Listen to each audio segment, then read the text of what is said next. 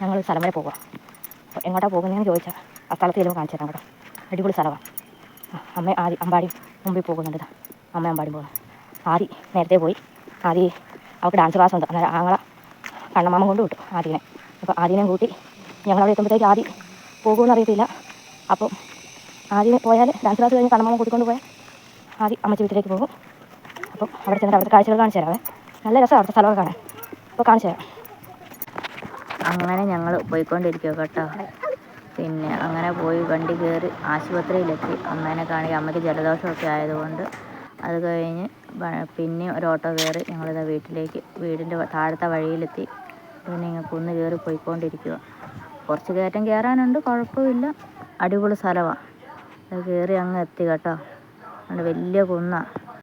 അവിടം വരെ ടാർ ചെയ്തിട്ടുള്ളൂ, കോൺക്രീറ്റ് ചെയ്തിട്ടുള്ളൂ. അത് കഴിഞ്ഞിട്ട് അങ്ങോട്ടുള്ള സ്ഥലം കോൺക്രീറ്റ് ചെയ്യണം. പഞ്ചായത്തിൻ്റെ അവർക്ക് അളവുണ്ടല്ലോ. അത് കഴിഞ്ഞിട്ടുള്ള അങ്ങോട്ടുള്ള സ്ഥലം പിന്നെ കോൺക്രീറ്റ് ചെയ്തിട്ടുള്ളൂ. പിന്നെ അങ്ങോട്ട് കുറച്ച് സ്ഥലം കഴിഞ്ഞാൽ പിന്നെ റബ്ബർ തോട്ടം, ഫുള്ള് റബ്ബർ തോട്ടം. നല്ല അടിപൊളി സ്ഥലമൊക്കെ കേട്ടോ. പക്ഷേ വീഡിയോ ഞാൻ നടന്നുകൊണ്ട് എടുത്തതുകൊണ്ട് വലിയ ക്ലാരിറ്റിയൊന്നുമില്ല. പക്ഷേ കുഴപ്പമില്ല.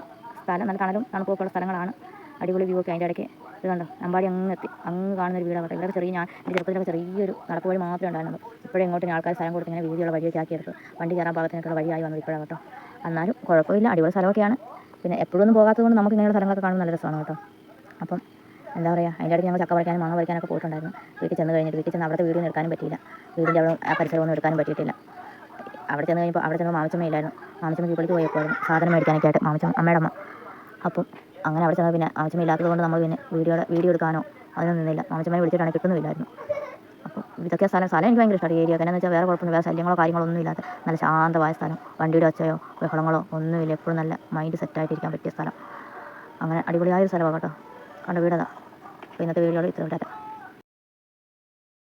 അപ്പോൾ ഇന്നത്തെ വീഡിയോ ഇത്രയേ ഉള്ളൂ. ലൈക്കും കമൻറ്റും ചെയ്യാൻ മറക്കരുത്. പിന്നെ ഞാൻ നല്ല രീതിയിലുള്ള വീഡിയോ ഒക്കെ എടുക്കാൻ ശ്രമിക്കാം. അപ്പം okay, bye bye, see U.